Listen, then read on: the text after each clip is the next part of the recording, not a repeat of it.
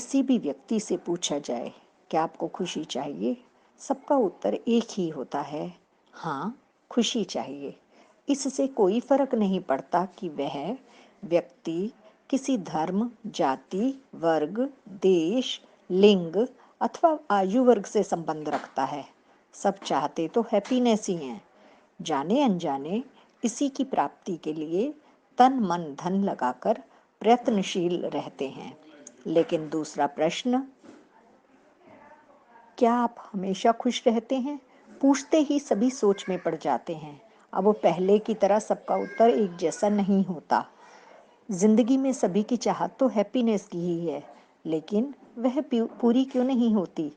इसी पहेली को सुलझाने के लिए शिक्षा विभाग दिल्ली और SCERT दिल्ली ने अपने कुछ शिक्षक साथियों व कुछ स्वयंसेवी संस्थाओं के शिक्षा के प्रति समर्पित शिक्षा प्रेमियों के साथ मिलकर हैप्पीनेस पाठ्यचर्या तैयार की है।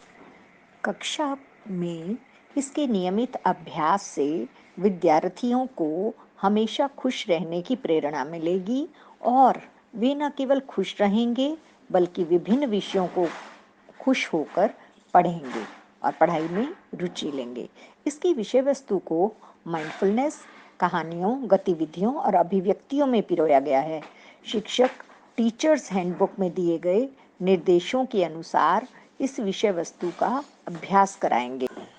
औपचारिक शिक्षा में जिस तरह विद्यार्थियों को विज्ञान, गणित, इतिहास, भाषा आदि में विभिन्न तरीकों से पारंगत करते हैं, उसी तरह उनमें हैप्पीनेस यानी खुश रहने का अभ्यास भी विकसित किया जाता है।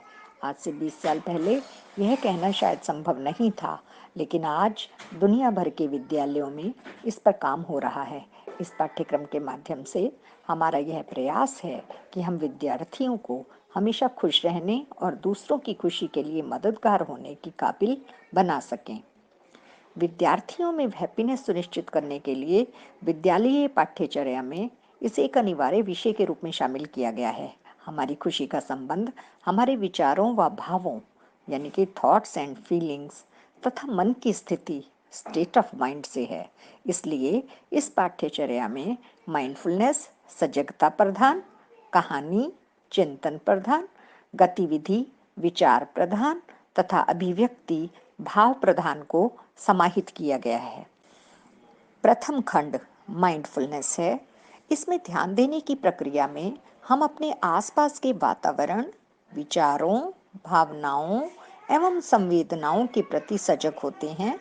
ध्यान देने के अभ्यास से बच्चे बेहतर शैक्षिक प्रदर्शन करते हैं, वे भावनात्मक रूप से स्थिर होते हैं और शांति व खुशी के एहसास की ओर बढ़ते हैं। ऐसा अभ्यास करने पर विद्यार्थी प्रतिकूल परिस्थितियों में भी प्रतिक्रिया यानी कि रिएक्शन करने की बजाय सहज भाव से सोच समझकर निर्णय लेने में सक्षम हो पाएंगे। द्वितीय खंड, इस खंड में निम्नलिखित 9 अध्याय हैं। इसमें 18 कहानियों और 30 गतिविधियों का समावेश किया गया है। इस पाठ्यक्रम में इस प्रकार की कहानियां हैं कि इनके माध्यम से बच्चों के व्यवहार में वांछित परिवर्तन लाया जा सकता है। कहानियों विद्यार्थियों को सोचने के लिए कुछ न कुछ सामग्री प्रदान करने हेतु रची व संकलित की गई हैं। इन कहानियों का उद्देश्य विद्यार्थियों को स्वमूल्यांकन सेल्फ इवैल्यूएशन के माध्यम से एक बेहतर इंसान बनाने की ओर प्रेरित करना है। गतिविधियों के माध्यम से विद्यार्थी स्वयं, परिवार, समाज और प्रकृति में अपनी भूमिका को खेल खेल में जान सकेंगे। उनमें बेहतर विश्लेषण क्षमता, तर्कशीलता और निर्णय क्षमता का विकास होगा। इससे वे घटनाओं और वास्तविकताओं को जैसी हैं वैसा देख पाने में सक्षम होंगे।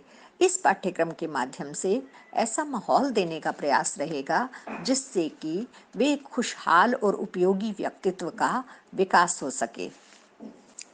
तृतीय खंड अभिव्यक्ति।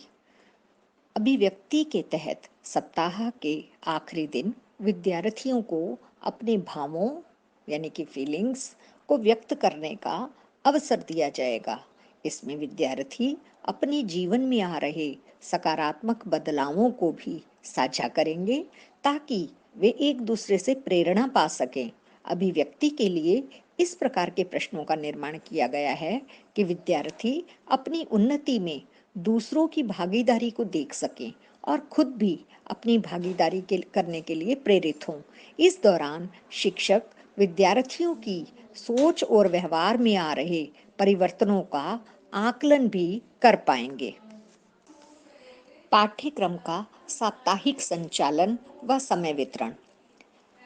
प्रत्येक सोमवार को ध्यान देने की प्रक्रिया, माइंडफुलनेस का अभ्यास व चर्चा कराई जाएगी।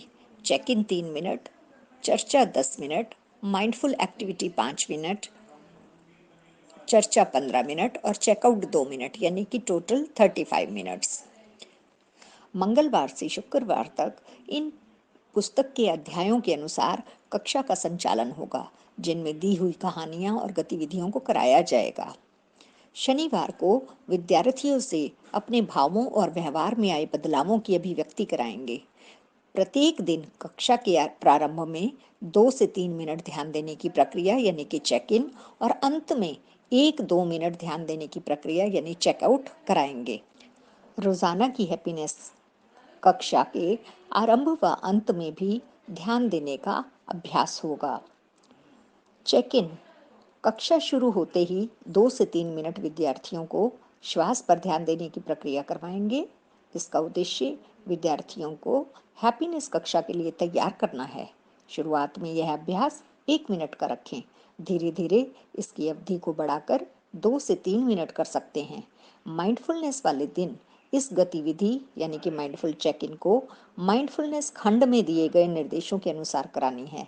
कहानी, गतिविधि और अभिव्यक्ति वाले दिन इस गतिविधि चेक इन में केवल श्वास पर ध्यान देने की प्रक्रिया करानी है और उसके बाद कोई प्रश्न न पूछकर सीधे कहानी, गतिविधि या अभिव्यक्ति शुरू कराएं।